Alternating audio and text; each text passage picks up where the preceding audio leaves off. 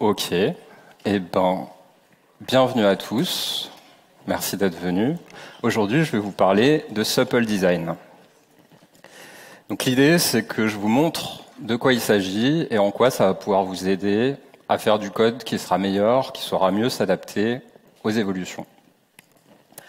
Avant de commencer, je me présente, je m'appelle Sylvain Decoux, je fais du dev, je fais de l'archi, et donc assez naturellement, ça m'a amené à m'intéresser au DDD, dont fait partie le Supple Design. Je travaille pour une boîte qui s'appelle Shodo, qui est une ESN orientée craft, qui a pour particularité d'avoir un modèle de répartition qui est un peu différent de ce qui peut se trouver ailleurs. Je vous ai mis un lien en QR code que vous pouvez voir ici normalement. Pour commencer, on va repartir des bases. C'est quoi le Domain Driven Design? Donc à la base, on a un livre qui est sorti en 2003, écrit par Eric Evans, qui est plus communément appelé le Blue Book. Et dedans, ce qui est défini, ça n'est pas une archi, ça n'est pas une méthodologie. Ce que c'est une approche de conception accompagnée d'une boîte à outils. Ce que ça adresse comme problème, c'est la complexité au cœur de votre logiciel. C'est littéralement le sous-titre du bouquin. Et la manière de laquelle ça va s'occuper de ce problème, c'est en mettant le domaine au cœur de votre réflexion. L'idée, c'est que vous faites une modélisation de votre domaine et que votre logiciel doit matcher au maximum. Il doit converger avec cette modélisation du domaine. Dans le DDD, il y a plein de choses. Il y a plus de 500 pages dans le bouquin. Et dans tout ça, on a un petit chapitre d'une 50aine de pages qui s'appelle Supple Design. Donc Supple Design, littéralement une conception souple, une conception qui saura s'adapter aux changements, avec laquelle ça doit être un plaisir de travailler. Donc ça nous fait un bel objectif. Maintenant, comment on y arrive? Le Blue Book définit des principes pour aider à ça. Là, je vous ai mis la liste qui est définie dans la version de 2015, qui est une version abrégée du Blue Book. Et l'idée, c'est qu'on va les passer en revue un par un. Je vais essayer de vous expliquer tout ça. Pour chacun, je vous donne les explications. J'essaie d'expliciter l'objectif. Et je vois s'il n'y a pas des principes autres qui peuvent être en lien, parce que le Blue Book, il a quand même plus de 20 ans. Et forcément, il y a des choses qui ont bougé depuis. Donc tout ça, ce serait uniquement théorique, mais on va essayer aussi d'illustrer ça par de la pratique. Et pour ça, j'ai un petit projet d'exemple qui se passe dans un contexte d'un magasin de café. Vous êtes un client, vous arrivez par la droite, vous regardez le menu, vous passez commande, vous payez, on vous prépare votre boisson et on vous donne votre boisson.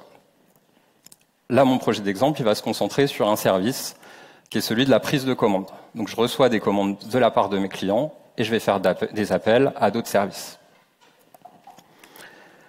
Toute la logique de mon service est dans ce diagramme. Je reçois ma commande du client. Ensuite, je vais appeler le menu pour récupérer la recette. Pour chaque ingrédient dans la recette, je vais appeler le stock pour regarder quelle est la quantité disponible. Et si toutes les quantités nécessaires sont disponibles, je vais envoyer ma commande à la préparation. Après quoi, je vais faire la facture, je vais la sauvegarder et je vais la renvoyer à mon client. Donc là, voilà mon projet d'exemple. Vous voyez le README, c'est littéralement ce que je viens de vous montrer. C'est un projet qui est en Kotlin, qui suit une archi hexagonale où il y a uniquement la partie domaine qui est implémentée. Pour m'y retrouver un peu plus facilement, ce que j'ai fait, c'est que j'ai mis des annotations qui sont là à titre purement documentaire. J'ai mis ce clic, pardon. Wow. C'est pas grave. Donc là, vous voyez que j'ai mes ports qui sont définis. Donc j'ai des ports qui sont définis comme des dépendances de mon domaine. Donc ça va être le menu, ça va être la liste des factures, la préparation de boissons et le stock. Et je vais avoir un port qui va me permettre d'appeler mon domaine, qui va s'appeler Customer Order Handler, que vous voyez ici, avec une fonction qui prend en entrée une commande et qui me donne en retour soit une erreur de commande, soit une facture. L'implémentation est faite au niveau de ce petit service qui s'appelle Ordering Service. Et vous pouvez voir que j'ai mis quelques to-do qui vont nous permettre de nous guider dans la présentation. Donc on va commencer par un premier principe, et pour ça on va regarder l'implémentation de cette méthode, de ce point d'entrée dans mon domaine. Donc cette méthode, ce qu'elle fait, c'est qu'elle orchestre des appels à d'autres services pour une commande. C'est littéralement le nom de la méthode. Dedans, qu'est-ce qui se passe? Je vais chercher dans le menu la boisson commandée. Ensuite, je fais une vérification en appelant mon service stock. Si ça se passe bien, j'envoie au service de préparation et ensuite, je construis ma facture. Donc là, vous vous dites peut-être, il y a quelques soucis de nommage. Et effectivement, si jamais demain j'ajoute une deuxième méthode dans ce service, c'est assez probable qu'il y ait besoin aussi d'orchestrer des appels à d'autres services. Au fond, là, mon problème, c'est que je ne dis pas ce que ça fait. Je dis comment ça le fait, et c'est même pas si intéressant que ça. Au fond, ce qui m'intéresse ici, c'est pas le fait que j'appelle d'autres services, c'est le fait que je vais traiter une commande. Voilà, donc, ce qu'on va faire, tout simplement, c'est qu'on va renommer. Wow, j'y arrive plus. Hop, on va renommer en traiter la commande. Deuxième ligne, je fais une vérification en appelant le service stock. Voilà. Le fait que c'est le service stock, ça ne m'intéresse pas tant que ça. Je pourrais me dire, je vérifie le stock. Qu'est-ce que je vérifie dans le stock? C'est pas clair. Je pourrais me dire, je vais vérifier si j'ai pas des ingrédients en dispo. Ok, donc c'est un peu mieux. Et je pourrais même aller plus loin en me disant, je fais une vérification, c'est bien, mais qu'est-ce qui se passe si elle est ok? Qu'est-ce qui se passe si elle est KO? Au fond, dire que je fais une vérification, c'est pas ce qui m'intéresse. Ce qui m'intéresse, c'est de savoir que je vais fail si jamais j'ai un ingrédient en dispo. Et troisième ligne, vous commencez à comprendre la logique. Envoyer au service de préparation, c'est un détail. Ce qui m'intéresse, c'est que je vais démarrer la préparation. Donc là, le principe que j'ai essayé d'illustrer, c'est un principe qui s'appelle Intention Revealing Interfaces. Donc des interfaces qui vont révéler mon intention, qui vont révéler l'effet de mon code, qui vont révéler son objectif. Plutôt que de révéler la manière de laquelle je vais faire les choses, on se concentre sur le quoi plutôt que sur le comment. C'est ça l'idée. Pourquoi on fait ça? C'est une question d'encapsulation. On veut représenter une abstraction, on veut l'encapsuler. On veut avoir une boîte noire qu'on peut utiliser sans avoir besoin de l'ouvrir. Si vous ouvrez la boîte noire, l'encapsulation est cassée, ça ne sert plus à rien.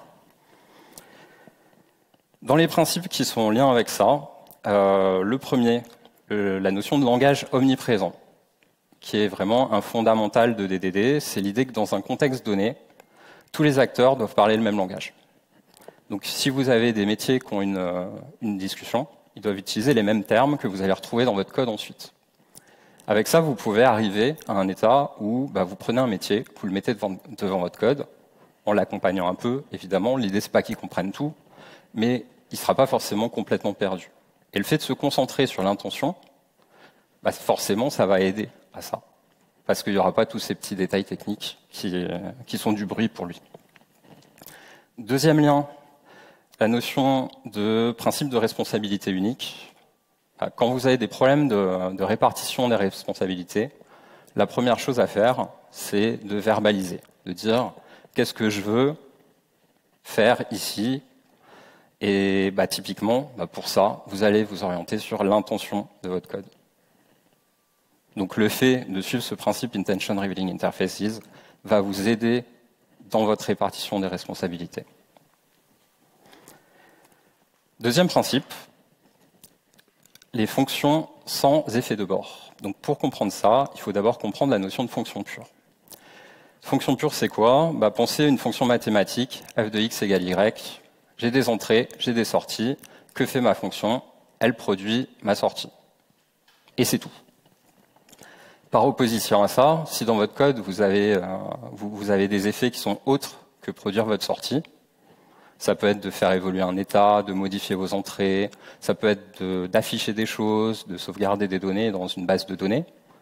Tout ça, c'est ce qu'on va appeler des effets de bord. Je vais passer à l'étape suivante. Je vais aller sur mon prochain to-do, et là, vous voyez que j'ai une méthode qui s'appelle build_invoice. Donc build_invoice, elle construit la facture, ça prend en entrée ma commande, un élément du menu, et ça me sort ma facture. Bon, déjà là, je vous mens, parce qu'en vérité, il y a une troisième entrée, qui est this, parce que je suis dans une instance de ordering service. Mais c'est un détail. Là, quand vous voyez cette fonction, est-ce que vous pensez que c'est une fonction pure ou c'est une fonction qui a des effets de bord? En soi, a priori, moi je supposerais que c'est une fonction pure qui va produire la facture, déjà à cause du nom, et puis à cause du type de retour. Sauf que si je fouille dedans, en fait, je vois que j'ai bien une première étape qui est bien une fonction pure qui me retourne ma facture. Donc là, vous voyez, mon type de retour, c'est invoice. Mais j'ai aussi un deuxième effet. Et là, si je regarde ma fonction add, c'est typiquement un effet de bord parce que mon type de retour, c'est unit, l'équivalent de void en Kotlin. Donc là, c'est pas fou. J'ai des surprises et j'aime pas trop les surprises. Donc ce qu'on va faire, c'est qu'on va essayer de séparer la fonction pure des effets de bord. Donc pour ça, je vais inline et je vais séparer en deux étapes. Hop. Hop et hop. Et là, finalement, si vous regardez la méthode process, quand vous lisez ça, ça rend ce qui se passe beaucoup plus clair. Il n'y a pas de surprise. Si je reviens sur mon slide, voilà, c'est ça l'idée. Les effets de bord, c'est des surprises, j'aime pas les surprises. Là, je vous ai montré un code qui est très simple. Il n'y a pas une logique qui est follement complexe. Mais sur une vraie appli, vous allez multiplier les effets de bord. Si jamais vous avez des petites surprises planquées un peu partout, ça risque de poser problème. En particulier, si vous avez des effets de bord qui vont faire évoluer des états de manière concurrente. Un même état qui évolue à plusieurs endroits, vous n'êtes pas sûr de l'ordre dans lequel ça va évoluer, parce que ça dépend de l'environnement, et donc vous avez quelque chose d'un peu imprévisible et de difficile à tester. Donc là, l'idée, essayez de sortir au maximum les effets de bord. Pourquoi on fait ça? Question d'encapsulation à nouveau. Vous avez ce que vous encapsulez, vous avez besoin de savoir ce que ça fait, sinon vous serez obligé d'ouvrir la boîte noire. Dans les principes en lien, la notion de programmation fonctionnelle, tout simplement, la base de la programmation fonctionnelle, c'est cette notion de fonction pure. Sauf qu'en 2003, quand le Blue Book sort, la programmation fonctionnelle, c'est assez marginal. Quasiment personne en fait, et le Blue Book, il est destiné à des gens qui font de la programmation objet. Donc ce principe-là s'applique totalement hors notion de programmation fonctionnelle. Malgré tout, là, ça fait une dizaine d'années que la programmation fonctionnelle est rentrée un petit peu dans tous les langages principaux. Donc aujourd'hui, cette notion-là est beaucoup plus facile à comprendre, à appréhender qu'à l'époque. Deuxième principe en lien, Functional Core Imperative Shell. Là, on est sur une manière de structurer votre code. De la même manière que dans une archi-exa, vous aurez la partie domaine et la partie infra, là, l'idée, c'est de dire vous faites le cœur de votre application dans un style fonctionnel, c'est-à-dire que des fonctions pures, et vous allez faire une couche pour faire l'interface avec l'extérieur, qui va être dans un style impératif. Et donc, typiquement, vous allez y concentrer tous vos effets de bord. L'idée, c'est de maximiser la partie fonction pure et de rendre explicite, d'isoler et donc de rendre explicite les effets de bord. En termes d'objectifs, ça ressemble un peu à ce principe Side Effect Free Functions. Troisième principe, Assertions. Alors, faut que je le fasse next si je veux passer au prochain to-do. Voilà. Donc, je vous ai montré tout à l'heure que j'ai des ports dont va dépendre le domaine, que va appeler le domaine. Donc, il y en a un qui s'appelle Drink Preparation. Donc, lui, je peux l'appeler pour mettre en attente pour la préparation une commande. Quand je regarde mon objet commande, vous voyez que j'ai un champ qui s'appelle Recipe, ma recette de la boisson que je commande, qui est optionnelle. Et il se trouve que là, mon port me dit j'ai une contrainte, ce champ recette doit être rempli obligatoirement, sinon ça ne va pas bien se passer. Comment faire en sorte d'être sûr qu'il soit présent? Une manière de faire, ça peut être de se dire le nommage. J'appelle mon paramètre ici order with recipe, c'est explicite. Et si je remonte mon arbre d'appel, order with recipe, c'est explicite.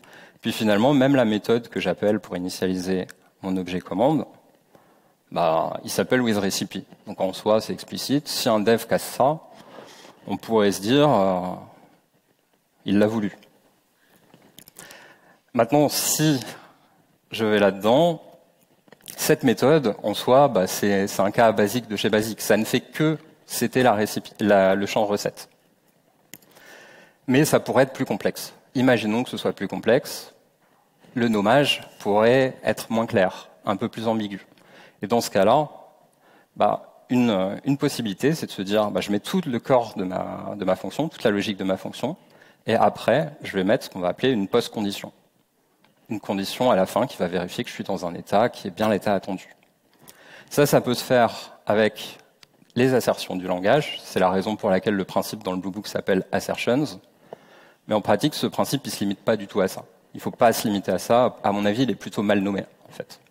Parce que là, typiquement, je pourrais vérifier ça avec un require. Ce serait la même chose. Et je pourrais même aller plus loin et me dire, je peux aussi vérifier ça avec des tests unitaires. Pour un peu que j'ai une CI qui fonctionne, au fond, ça me validerait que ma condition existe vraiment, enfin qu'elle est respectée. C'est ce qu'on va faire, sauf que le problème des tests unitaires, c'est qu'on est obligé de choisir des exemples. Et le problème, c'est que les exemples, on peut oublier des exemples pertinents. Donc ce que je vais faire, c'est que je vais utiliser du property-based testing et tester ma propriété. Là, vous voyez, je vérifie que pour tout order et recipe, quand j'appelle order.withRecipe de recipe, le résultat a un champ recipe qui ne doit pas être nul. Donc explicitement, là, j'ai testé ma propriété, au lieu de tester des exemples. Ce qui se passe derrière, c'est que mon moteur de test, quand je vais lancer ce test-là, il va lancer 1000 fois le test avec 1000 inputs différents. Donc certains qui vont être randomisés, pour essayer de trouver des cas auxquels je n'aurais pas pensé, et certains qui vont être trouvés de manière un peu intelligente sur les valeurs limites. Donc tout ça, ça a le mérite d'expliciter la propriété que je teste et de penser à mes éventuels angles morts. Bon, là, on a notre post-condition qui est plutôt là. OK. Maintenant, si je reviens à... Oups, c'était pas là, c'était là. Voilà. Si je reviens à mon problème de départ, en fait, vous vous êtes peut-être dit, c'est un peu bête comme postulat de départ, de se dire, en fait, je veux vérifier que cet objet order est dans un état particulier. Pourquoi il y aurait besoin qu'il soit dans un état où il a ce champ, alors que dans un autre cas, il ne l'a pas, sachant que les endroits où il a ce champ et ceux où il l'a pas, c'était vraiment des endroits distincts dans le code. Au fond, la vérité, c'est que j'ai deux concepts distincts et que je réutilise un objet alors que je ne devrais pas. Donc ce que je vais faire, c'est que je vais utiliser un autre concept, un autre objet que j'ai préparé spécifiquement pour ça. Et en faisant ça, en fait, donc là vous voyez avec le champ recette que j'ai mis en new level, en faisant ça, je suis capable de dire j'ai une contrainte sur cet objet. Et c'est que le champ recipe ne peut pas être nul. Donc là, j'ai mis dans le constructeur. Au fond, là, c'est du Kotlin, donc j'aurais pu aussi le faire comme ça en virant simplement le point d'interrogation. Je l'ai juste mis comme ça pour que ce soit plus explicite. Mais l'idée, ici, c'est de se dire, structurellement, j'applique ma contrainte. Sans faire de if ou de trucs comme ça. Là, si cet objet est initialisé, ça veut dire que la contrainte est respectée. Je n'ai pas besoin de mettre de post-condition dans ce cas-là. Donc le principe assertions, mal nommé, ce que je vous ai dit, en vérité, c'est surtout qu'on vérifie qu'on est dans un état valide. Comment on fait des post-conditions pour les méthodes, des invariants pour les classes. Un cas dans lequel c'est particulièrement pertinent, c'est quand vous avez des effets de bord. Si vous avez des effets de bord et qu'il y a un peu ambiguïté sur ce qui est censé se passer, mettez une post-condition ou sortez un type avec les invariants qui vont bien, si vous choisissez bien votre type. Et finalement, vous rendez les choses beaucoup plus explicites. Ce que ça va vous apporter, c'est encore une fois sur l'encapsulation, vous comprenez ce qui se passe sans avoir besoin d'ouvrir votre boîte noire. Dans les principes en lien, fail fast. Si vous êtes dans un état invalide, vous ne voulez pas y rester, vous ne voulez pas propager les problèmes, vous ne voulez pas corrompre vos données ou donner des infos fausses à un utilisateur. Et deuxième principe, property-based testing, ça je vous l'ai montré pendant l'exemple, donc je ne vais pas y revenir. On arrive au quatrième principe. La clôture des opérations. Donc là, on est sur une notion de mathématiques. Un ensemble R respecte la clôture des opérations si, quand vous appliquez une fonction pour un X qui est dans l'ensemble, les Y sont forcément dans l'ensemble, le f de X, l'output. En gros, si vous partez de l'ensemble, vous y restez. Et si vous en sortez, vous ne respectez pas le principe. Pour nous, en tant que codeurs, l'idée, c'est surtout de se dire, c'est mieux si jamais les inputs et les outputs ils sont du même type que s'ils ne sont pas du même type. Pourquoi? C'est une question de charge cognitive. On a tous une capacité cognitive, c'est-à-dire qu'on peut avoir un certain nombre de principes simultanément à l'esprit. Et si jamais on dépasse cette limite, le problème, c'est qu'on va commencer à prendre des raccourcis et on va faire des erreurs. Donc là, l'idée, c'est de se dire, essayons de limiter le nombre de concepts qu'on a besoin d'avoir en tête pour éviter ce problème. Petit exemple, j'ai un objet qui s'appelle invoice. Je vais juste vérifier, hop, je passe à l'étape suivante. Donc j'ai, invoice, donc une facture qui est composée de lignes de facture. Dans ligne de facture, je me suis dit, je vais ajouter une méthode qui me permet d'ajouter cette ligne à une facture. Donc input, invoice, output, invoice mise à jour.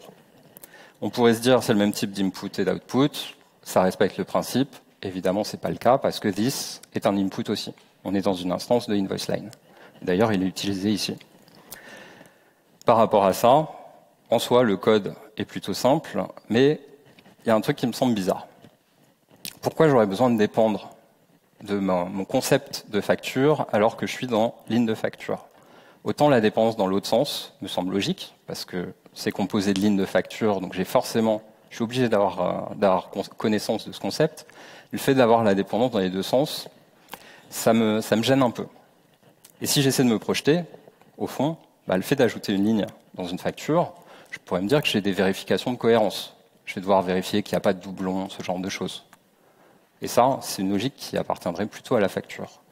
Donc finalement, là, ce que je me dis, ce serait plus logique d'avoir le code dans mon objet facture. Donc là, je vais refacto rapidement. Hop. Et si je veux faire le malin, je peux même faire en sorte qu'on utilise l'opérateur plus pour le faire. Hop. Donc là, au fond, vous voyez que j'ai fait une fonction qui a le même niveau de complexité. C'est pas plus simple, c'est pas plus compliqué que ce que j'avais avant. Par contre, ça va dépendre uniquement de la notion d'invoice et de la notion d'invoice line dans un objet, dans un contexte où c'est des deux notions que j'ai déjà en tête. Donc c'est beaucoup plus facile de comprendre le truc. Et surtout, ça va mieux s'adapter aux modifications. Donc voilà, question de charge cognitive.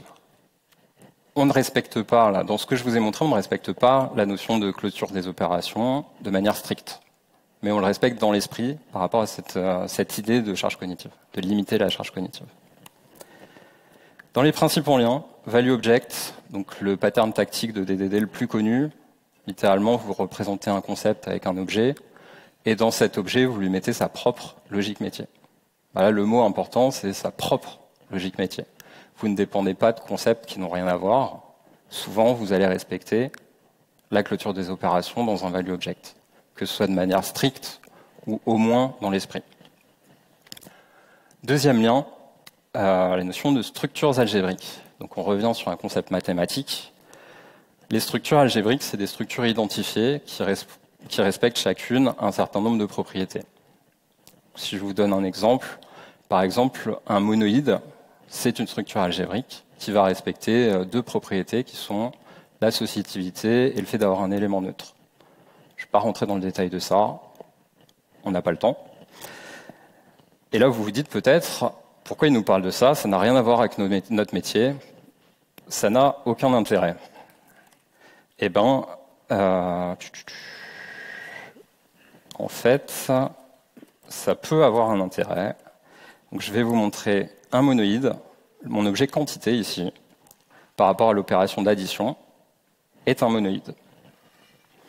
Donc là, vous voyez, typiquement, cette opération, j'ajoute deux quantités et ça me donne une quantité.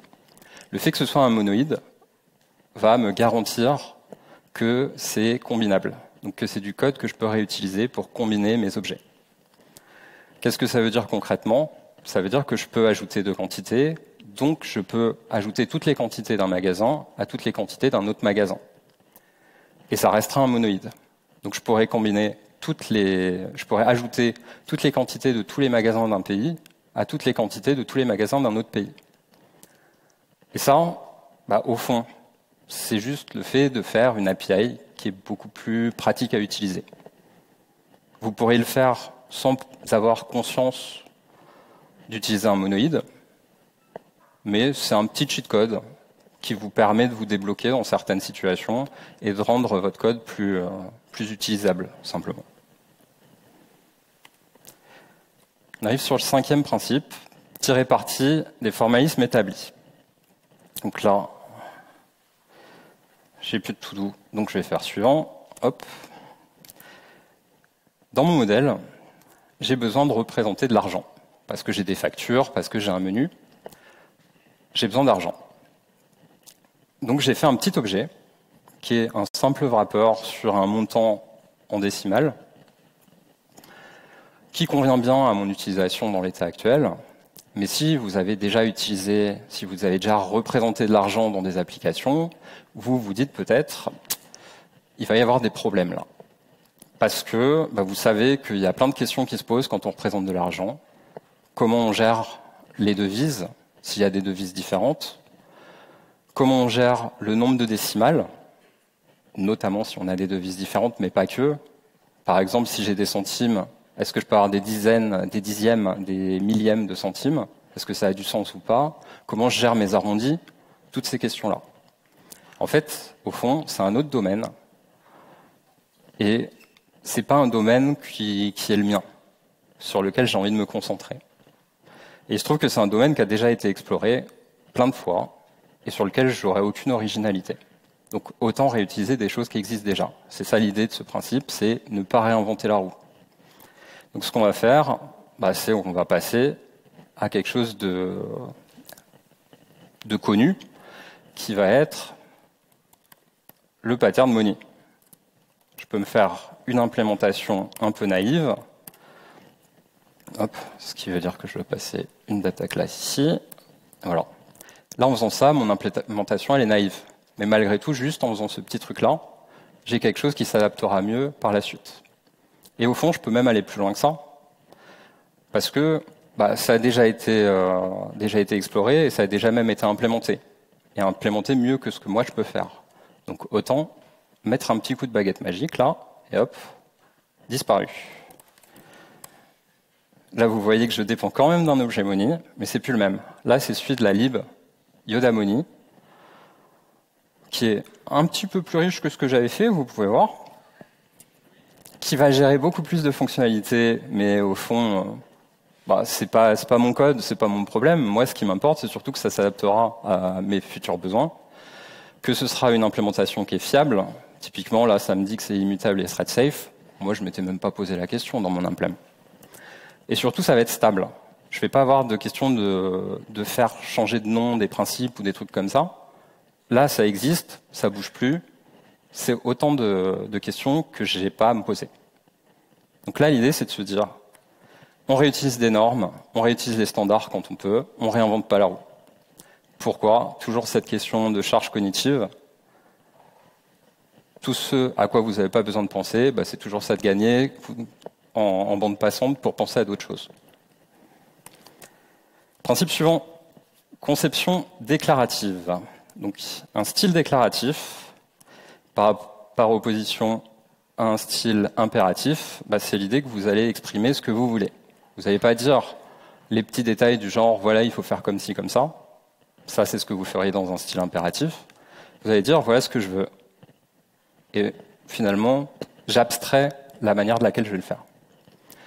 Là, si je regarde ma fonction dans mon service, on pourrait se dire, en fait, je suis déjà dans un style qui est relativement déclaratif. Ça ne me parle pas de comment faire, ça me dit vraiment, fais ci, enfin, ça me dit vraiment, voilà ce que je dois faire, et d'une certaine manière, ça spécifie ce que je veux, et pas la manière de laquelle ça va se passer. Au fond, ça, je l'ai obtenu parce que j'ai respecté les premiers principes que je vous ai montrés, mais on peut quand même aller plus loin. Parce que là, j'ai des termes qui sont un peu techniques, des termes du langage, parce que si jamais je me dis je veux déplacer la préparation à la fin, il ne me suffira pas de changer la ligne de place, il faudra que je comprenne un peu des sortes d'adhérence technique d'une certaine manière. Donc là, ce que je vous propose, c'est un nouveau coup de baguette magique. Paf. Voilà, ça je ne sais pas pourquoi il me fait ça, l'IDE. Donc là, c'est le même service, c'est la même méthode process. Juste, le contenu a changé. Ce que je fais, c'est que je prends une spec et je l'applique à ma commande. Ma spec, elle dit quoi?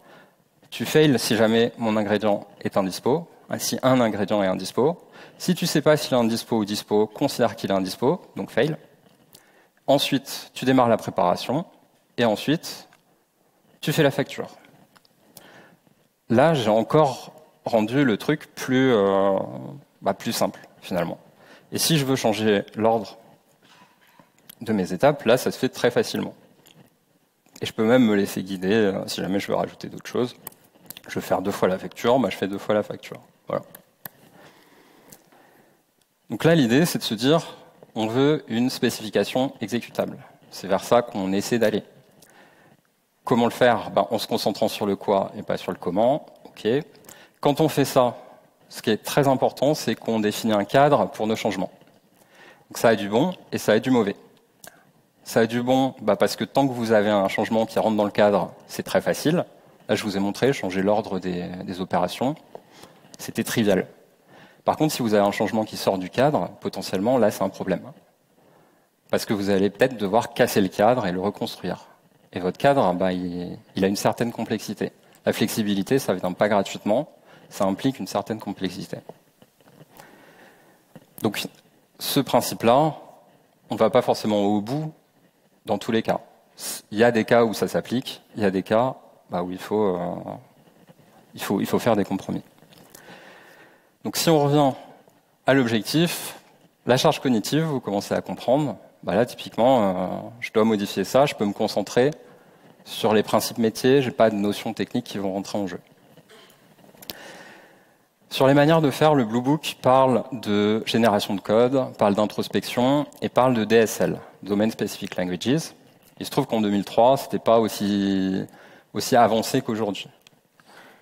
Là, on a des langages comme Kotlin qui permettent de faire des DSL relativement facilement. Et j'en ai un exemple sous la main là, qui est mon fichier de configuration Gradle. Ça, c'est du Kotlin. Et je peux l'écrire sans savoir faire de Kotlin.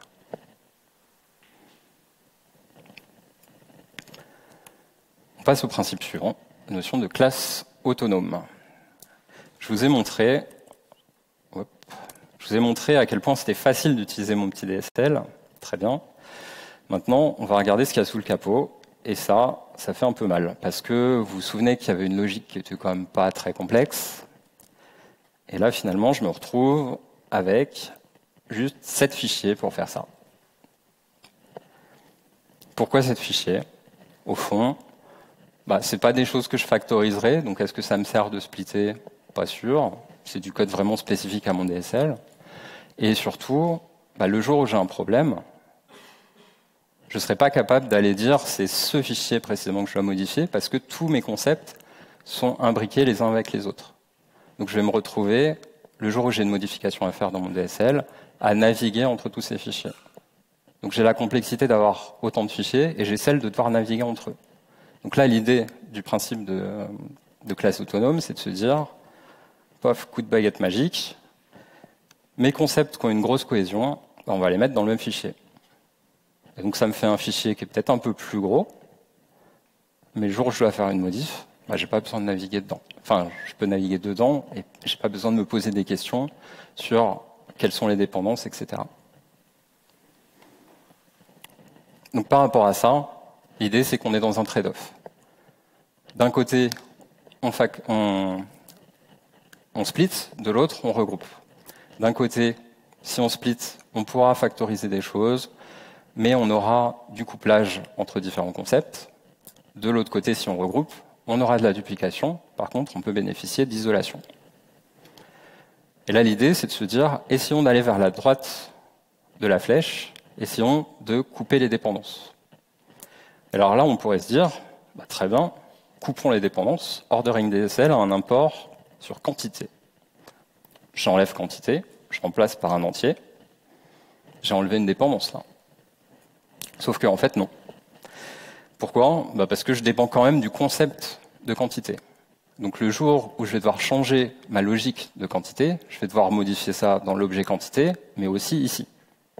Donc au final, j'ai pas vraiment cassé la dépendance. En fait, je l'ai juste rendu implicite. Et là, l'idée, bah, c'est de se dire, bah, si vous avez des dépendances qui sont essentielles, vous préférez qu'elles soient explicites plutôt qu'implicites. Et c'est vrai de manière générale. Si on revient sur l'objectif de ce principe, on est toujours sur cette histoire de charge cognitive. On n'en sort pas.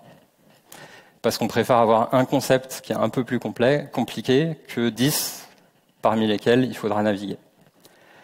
Et dans les liens qu'on peut faire, on va avoir Don't Repeat Yourself, l'acronyme DRY, que vous avez peut-être déjà vu appliquer de manière un peu dogmatique. En tout cas, moi, c'est mon cas.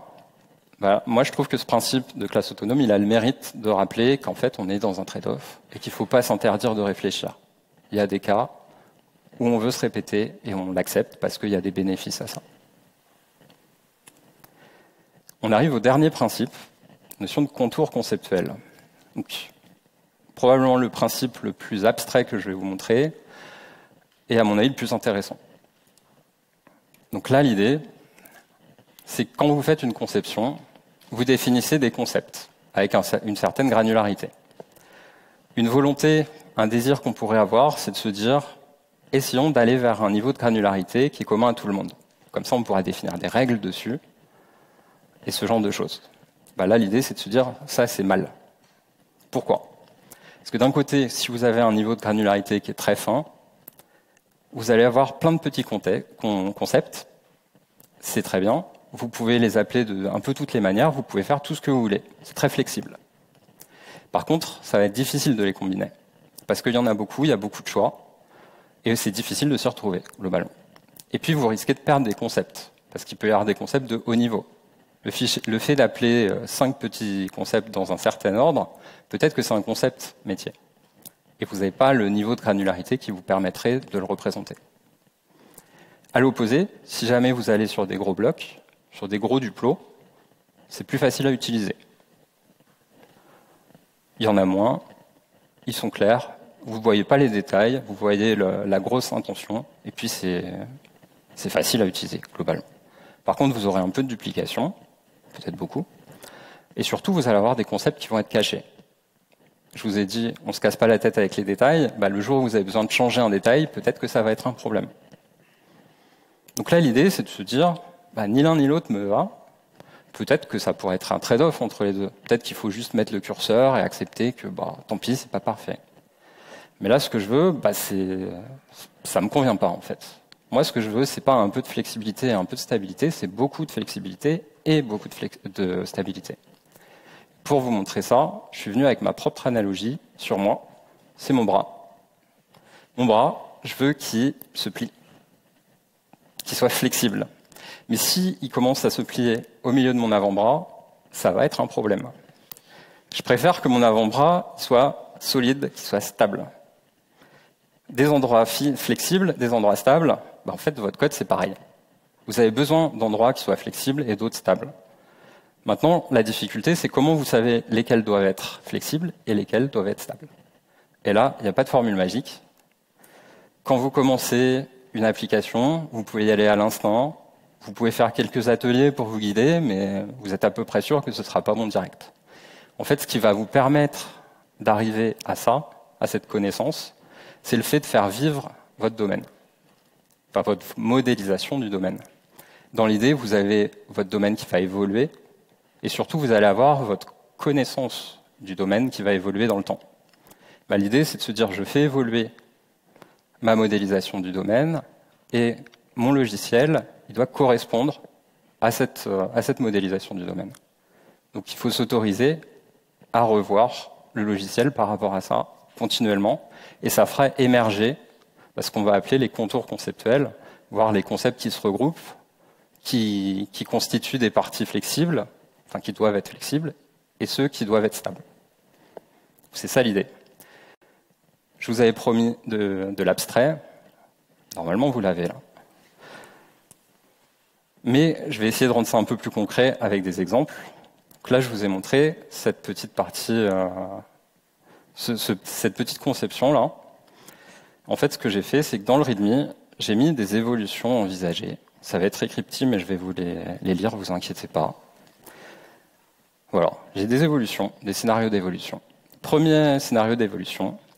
En fait, je me rends compte que je ne veux pas vérifier la dispo des ingrédients avant de commencer à faire la commande, à préparer la commande. Ça, c'est plutôt facile. J'enlève cette ligne-là, j'enlève le then, c'est fini. Là, je suis dans une partie qui est bien flexible. Deuxième évolution, si mon service stock est cassé, je ne veux pas que ça bloque ma commande. Ok, la même chose, je fais L si j'ai un ingrédient en dispo. Au lieu de dire considère que si je ne sais pas c'est un dispo, je vais dire ignore si je ne sais pas. Même chose, c'était facile. Troisième scénario, quand un client passe une commande, je veux vérifier que ce n'est pas son anniversaire, parce que si c'est son anniversaire, je lui fais une promo. Là, en soi, c'est des concepts, la notion de promotion, etc., qui n'apparaissent pas du tout dans mon modèle. Donc là, je ne suis pas capable de le modifier aussi simplement. Par contre, ce que je peux voir, c'est que ça pourrait s'intégrer de manière relativement naturelle dans mon modèle. Il suffit de rajouter une étape. Enfin, il suffit. Il faut rajouter une étape et il faut modifier les étapes que ça va impacter. Donc, typiquement, le calcul de la facture. Donc là, j'ai une modification qui n'est pas aussi triviale, mais qui n'est pas non plus traumatisante. Ça va à peu près. Dernier scénario, je veux rendre mon étape de préparation bloquante. Donc là, techniquement, ça a l'air facile. Je prends cette flèche-là, je mets une flèche de retour, et puis c'est fini. Sauf que, la préparation de la boisson, elle va prendre plusieurs minutes. Et si je suppose que mon client, il me fait une requête HTTP ici, je vais avoir des timeouts. Donc une contrainte d'infra comme ça va faire que je vais être obligé de passer à une logique asynchrone. Et finalement, ça vient casser tout mon modèle. Ce dont je me rends compte en faisant ça, c'est que j'ai une contrainte qui est le fait que la préparation de commande soit non bloquante, qui était une contrainte vraiment structurante, qui était vraiment un point de stabilité de mon appli. Et si jamais ça change, c'est pas une bonne chose. Voilà.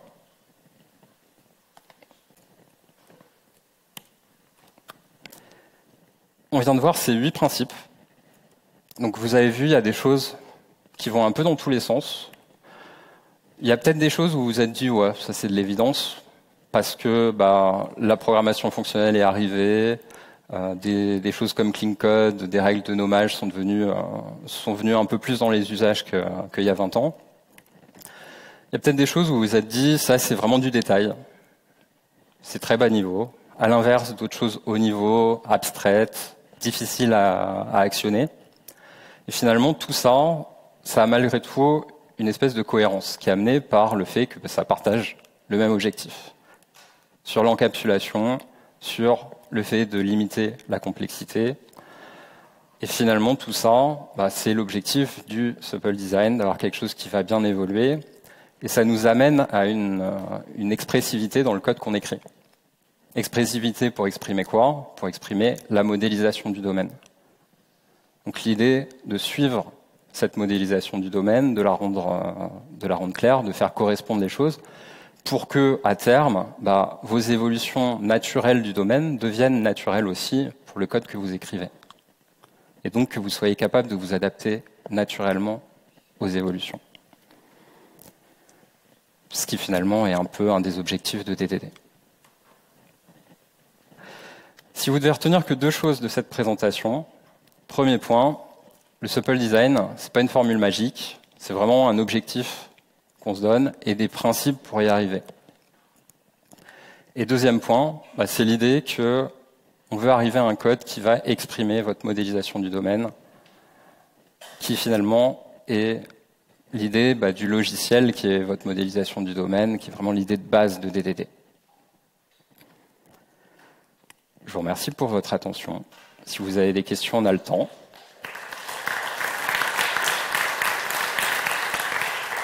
Et pour vos feedbacks, il y a le petit QR code en haut à droite. Ouais.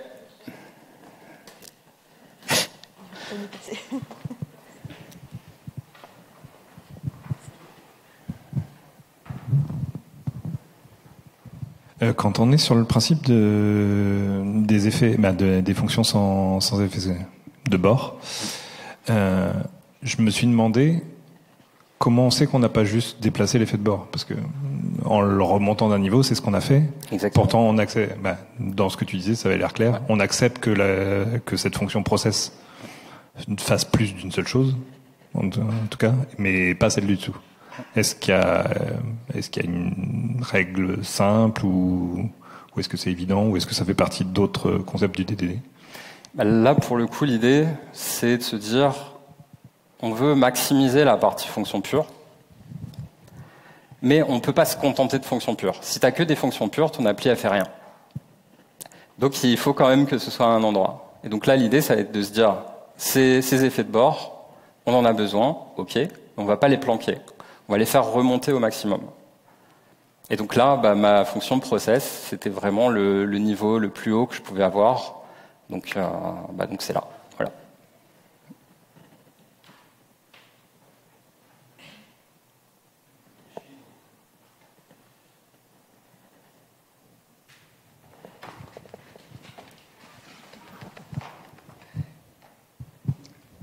Déjà, merci pour la présentation.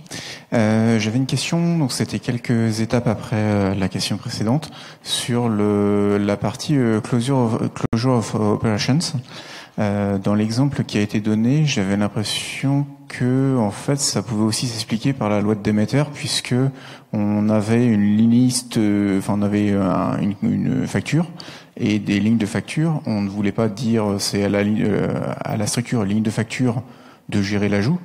Et en fait, on se retrouvait à faire facture qui est passée en paramètre, point lines, point A c'était un plus. Et du coup, en fait, on est en train de faire une opération sur un attribut d'une classe qui nous appartient pas. Alors qu'en fait, en l'inversant, on se retrouve à manipuler que nos propres attributs. Donc, mais je voulais savoir, du coup, est-ce que l'aspect closure of operations c'était juste un exemple ou ça va vraiment au-delà juste de la loi de Demeter à ce niveau-là? En fait, de manière stricte, le principe de clôture des opérations, c'est de se dire, là, on le respecte pas, en fait. L'endroit où on le respecte, c'est vraiment sur quantité, où on va dire, j'ai quantity, ça me sort une quantity. Là, je le respecte vraiment. Mais là où je trouve que c'est important, c'est l'idée de se dire, c'est plutôt le côté esprit du principe, de se dire, on n'ajoute pas de concepts qui n'ont rien à voir. Et effectivement, il y a d'autres lois, il y a d'autres règles par rapport à ça, et ça me semble logique que ce soit cohérent par rapport à tout ça. Là, l'idée, c'est surtout de se dire, ne dépendons pas de concepts qui n'ont rien à voir, dépendons de sous-concepts éventuellement. Par contre, n'ajoutons pas à la charge cognitive. Et finalement, la loi de Demeter, elle est cohérente par rapport à cette idée d'éviter de rajouter à la charge cognitive. D'accord, merci. Donc, ça me semble pas incohérent.